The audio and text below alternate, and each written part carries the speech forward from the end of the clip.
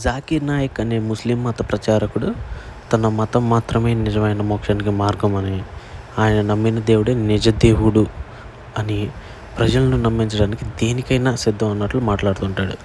అయితే ఈ వీడియోలో ఒక సహోదరి ముస్లింలకు ఎందుకు ఇంతమంది భార్యలు, 2 లేదా 3 ఎందుకుంటారు అనే ప్రశ్న సూటిగా సమాధానం చెప్పమని అడిగితే, దానికి స్ట్రైట్ ఫార్వర్డ్గా ఆన్సర్ చెప్పకుండా కన్వీనియన్సింగ్గా మాట్లాడతాడు. చూడండి. Yes, Muslim men are allowed to marry 4-5 times, I think, and they don't require their wife's permission, the first wife's permission to marry. I mean, correct me if I'm wrong, to marry more number of times. So I actually don't see any logic in this, because I believe it's one man, one woman. That's the institution of marriage. So please clarify. Thank you. Now coming to your second question.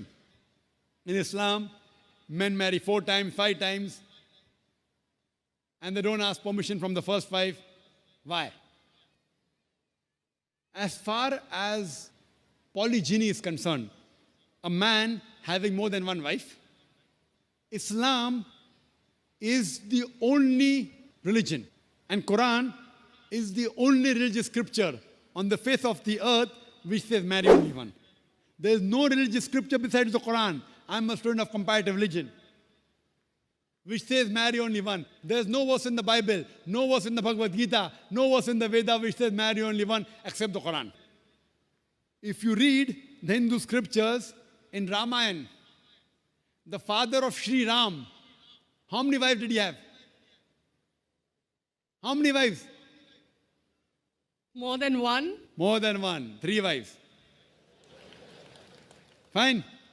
Shri Krishna, according to Mahabharata, how many wives he had? Unlimited. Not unlimited. You don't know your scripture well. No. Did he have 4 wives? No. I have no idea. Not 4, not 100, not 1,000, 16,108 wives. How many wives he had? 16,108. So why can't we Muslims have 4? What's the problem? When Shri Krishna can have 16,108 wives, why can't we have 4? Further, if you read the Vishnu Purana, chapter number 24, verse number 1, it says a Brahmin can have up to 4 wives. If you read the Jewish scriptures, it gives you permission to have as many wives as you wish. If you read the Christian Bible, it gives you permission to have as many wives as you wish. If you read the Bible, Abraham had 3 wives. Solomon, how many wives he had? He had 700 wives. It is later on the church has put a ban that Christians should marry only one, not the Bible. It is the Jewish community married more than one wife. It was in 1950 that chief rabbi passed a synod that Jews should marry only one. So it is the rabbi, not the Jewish scriptures. And according to Hindu scriptures, you can marry as many as you wish. It is the Indian government in 1954 passed a law called the Hindu Special Marriage Act. Hindu Special Marriage Act, which says Hindus should marry only one. It is not the religious scripture. It is not Bhagavad Gita. It is not Ramayana. It is not Mahabharata. It is not Veda. It is the Indian Penal Code.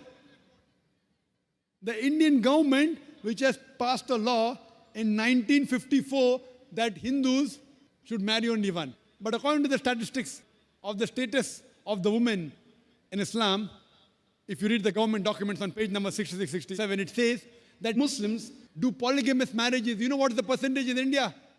4.3%. How much? In India, 4.3% of the Muslim men do polygamous marriages. The statistics between 1951 to 1961, Hindus, how many? 5.06, 0.7% more than the Muslims in India, according to the Indian government. Even though it is prohibited according to the Indian law, yet they do more polygamous marriages than the Muslims. Why?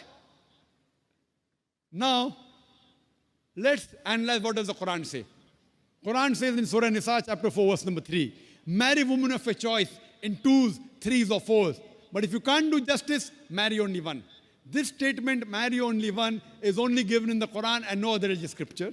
It says, marry a woman of your choice in 2s, 3s or 4s. But if you can't do justice, marry only one. So if you want to marry more than one woman, one of the criteria of the Quran is you should do justice. If you can't do justice, you should marry only one. చూశారు కదా, ఇక్కడ ఖురాన్ మీకు చేతనైతే లేదా నువ్వు manage చేయగలిగితే 2, 3, 4 భార్యలు ఉండొచ్చు అంటుంది. కానీ నీ వల్ల కాకపోతే మాత్రం ఒకరితో సరిపెట్టుకో అని ఉంటుంది. ఇప్పుడు చెప్పండి, 2 అంతకంటే ఎక్కువ మంది లవర్స్ ఉన్నవాడిని ట్రూ లవర్ అంటారా? పర్లేదు, నేను నిన్ను ప్రేమిస్తా, నీ ఫ్రెండ్ని లేదా నీ చెల్లిని కూడా ప్రేమిస్తా అంటే వాడిని తిరిగిపోతుంటారా? ఏమంటారు? లేక ఆహా సూపర్ ఆఫర్ అలాగే కానీ అని ఆ మదర్ లవర్ అంటదా? ఇది మేనేజింగ్ అంటే. అసలు ఆ స్క్రిప్చర్సు మేనేజ్డే, ఆ మాటలు పనిగట్టుకొని ప్రచారం చేస్తున్నవాడు కూడా మ్యానిపులేటెడే. అది అసలు మేనేజ్ చేయగలిగితే చేసుకో అంటే అర్థం ఏంటి? అంటే ఇప్పుడు బాగా డబ్బులు ఉంటే చేసుకోవచ్చు, లేకపోతే చేయకూడదా? ఇదేమి తీర్పు, ఇదేమి న్యాయం? అంటే నీ దగ్గర డబ్బు ఎంత ఉంటే అంత నువ్వు ప్రాస్టిట్యూషన్ చేయొచ్చు, డబ్బు లేకపోతే ఒక భార్యని కలిగి ఉండాలన్నా దాని అర్థం? ఏమంటారు దీన్ని? అది పోను నేను మాత్రమే దొంగ, వీడు దొంగ కాదా అనేవాళ్ళ భగవద్గీత బైబిల్తో కంపేర్ చేస్తాడు. అసలు బైబిల్లో ఏముంటుందో తెలుసా? మత్తయి సువార్త 19వ అధ్యాయం 3-6 వచనాల్లో ఏముంటుందో తెలుసా? ఇలాగే కొంతమంది జాకీర్ నాయక్ గారి లాంటి ధర్మశాస్త్ర బోధకులు వచ్చి యేసు ప్రభుతో ఏమంటారంటే, పరిత్యాగ పత్రికనిచ్చి ఆమెను విడనాడమని మోషే ఎందుకు ఆజ్ఞాపించినని వారాయనను అడుగగా, ఆయన మీ హృదయ కాఠిన్యమును బట్టి మీ భార్యలను విడనాడ మోషే సెలవిచ్చెను, కానీ ఆది నుండి అలాగూ జరగలేదు. మరియు వ్యభిచారము నిమిత్తమే తప్ప తన భార్యను విడనాడి మరి ఒకతను పెండ్లి చేసుకునేవాడు వ్యభిచారము చేయుచున్నాడని ఉంటుంది. ఇది యేసు ప్రభు చెప్పే మాట. దీని అర్థం ఏంటి? 3, 4 చేసుకోమని అర్థమా? దీని అర్థం ఏంటి? వ్యభిచారము నిమిత్తమే తప్ప తన భార్యను విడనాడి మరి ఒకతను పెళ్లి చేసుకునేవాడు వ్యభిచారం చేయుచున్నాడని డైరెక్ట్గా చెప్తున్నాడు. అంటే తన భార్యను అంటే ఏకవచనం, ఒక్కరు. భార్యను అంటే 3, 4 అని మీనింగ్ రాదుగా, ఆప్షన్స్ ఏమి లేవు కదా అక్కడ. ఒకరిని చేసుకో.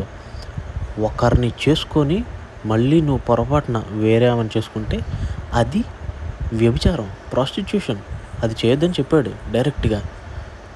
మరి దీని అర్థం ఏంటి? బైబిల్లో ఎక్కడా లేదు అంటే, ఇప్పుడు ఒక దొంగ ఉన్నాడు, వాడు ఒక బైక్ని దొంగిలించి పోలీసులకు దొరికాడు. పోలీసులు 4 తగిలించి రే బైకులు దొంగిలించమాక అని చెప్పి హెచ్చరించి వదిలేశారు. రేపొద్దున వాడు ఒక కారు దొంగిలించి మళ్ళీ పోలీసులు దొరికాడు. ఏంట్రా నీకు దొంగతనం చేద్దాం అని చెప్పాం కదరా అని అంటే, మీరు బైక్ని దొంగిలించొద్దన్నారు కానీ కార్ని దొంగిలించొద్దని చెప్పలేదు కదా అని అన్నాడంట. ఎలా ఉంది? పనికి మాలిన తెలివితేటలు, అతికి తెలివితేటలు అంటారు వీటిని. ఇప్పుడు దాని అర్థం ఏంటి? దొంగతనం చేయొద్దురా అంటే ఏ వస్తువును కూడా దొంగతనం చేయకూడదు. నువ్వు కారుని చేయమన్నావా, బైక్ని చేయమన్నావా, బస్సుని చేయమన్నావా? ఏంటి అతికి తెలివితేటలు కాకపోతే మేనేజింగ్? ఇదంతా మేనేజింగే. కానీ ఆడు దొంగ బుద్ధి మాత్రం మారలేదు. చూసారా? దొంగతనం చేస్తాడు ఆడు, అంతే. ఇక ఏదైనా స్టేట్మెంట్ చదివితే దానిలోని మీనింగ్ని, ఆ భావాన్ని గ్రహించాలి. అంతేగాని ఎగ్జాక్ట్గా అక్కడ చెప్పలేదంటే నీకు బుద్ధి లేదు, అంటే అలా గ్రహించగలిగే బుద్ధి లేదని అర్థం. ఇప్పుడు ఇక్కడ మోషే ఆ ఇశ్రాయేలు తలని పడలేక ఏదో ఎవరిని పడితే వారిని భార్యలుగా ఉంచుకోమాకండ్రా, తప్పురా అది. నీ భార్యకు విడాకులు ఇచ్చి తర్వాత వేరే పెళ్లి చేసుకోరా, అది కూడా వాళ్ళకి అభ్యంతరం లేకపోతే అని చెప్తే, ఇప్పుడు ఈ ఓల్డ్ టెస్ట్మెంట్లో ఉంటుంది ఇది. దీన్ని బేస్ చేసుకొని ఇది కాపీ కొట్టి ఇంకొంచెం కన్వీనియంట్గా మోడిఫై చేసుకొని దానికి ఖురాన్ అని పేరు పెట్టి ఇదంతా సాతాను చేసే మోసం కాదంటారా? మళ్ళీ పైపెచ్చు అబ్రహాంకి 3 భార్యలు అంటాడు. మరి ఇప్పుడు ఈ మాటలన్నీ చెప్పే ఇతను ఎవరి సంతానం?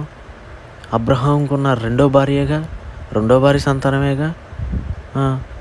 అది ఫైనల్గా అనేక మంది భార్యల గురించి యేసుక్రీస్తు ఏమంటారంటే, నీ భార్యను వదిలిపెట్టి ఇంకొక భార్యను లేదా ఇంకొక ఆమెను పెళ్లి చేసుకోవడం అనేది ప్రాస్టిట్యూషన్. ఇది ఖురాన్లో ఎక్కడుంది అసలు? ఇది యేసుక్రీస్తు ఆజ్ఞ, సజెషన్ కాదు. ఇది ఉండదు. ఎందుకంటే ఆయన దేవుడు కాబట్టి ఆజ్ఞిస్తాడు. అది ఎందుకంటే సాతానికి యేసుక్రీస్తు దేవుడు అంటే పడదు. ఆయన ప్రేమించిన పిల్లలమైన మనమందరం ఆయన రాజ్యంలోకి పరలోకం ప్యారడైజ్‌లోనికి వెళ్ళడం ఇష్టం లేదు. సో, అందుకని పొరపాటున యేసుక్రీస్తు దేవుడు అని చెప్పి నమ్మితే అందరూ ఆయన నచ్చినట్టు జీవిస్తే ఇంకా సాతానికి హ్యాపీనెస్సే ఉండదు. ఏముండదు. అందుకని ఇప్పుడు ఈ మనుషులంతా నరకంలోనికి పోవాలి. అది ఆ ఎయిము. దానికోసం ఇలాంటి వాళ్ళని చేసుకుంటూ ఉంటాడు. జాగ్రత్తగా ఉండండి.